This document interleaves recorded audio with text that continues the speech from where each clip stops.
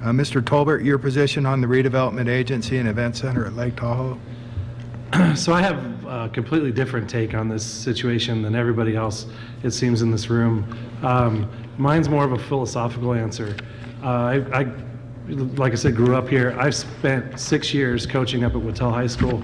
I saw that the lake is every bit a part of Douglas County as the valley is, as TRE is, and that is Lake Tahoe. That is one of the biggest assets that this county has.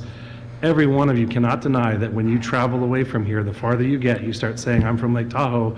Otherwise, they say, oh, Vegas. And we don't do that. So we're like, oh, you know where Lake Tahoe is? We're right there. So every one of us references Lake Tahoe, and we understand how big they are and what we do. They also provide a large share of the revenues for Douglas County. So as the lake goes, we go. And also, at my very first job over 20 years ago, experienced what happened to Carson City when the Ormsby House shut down.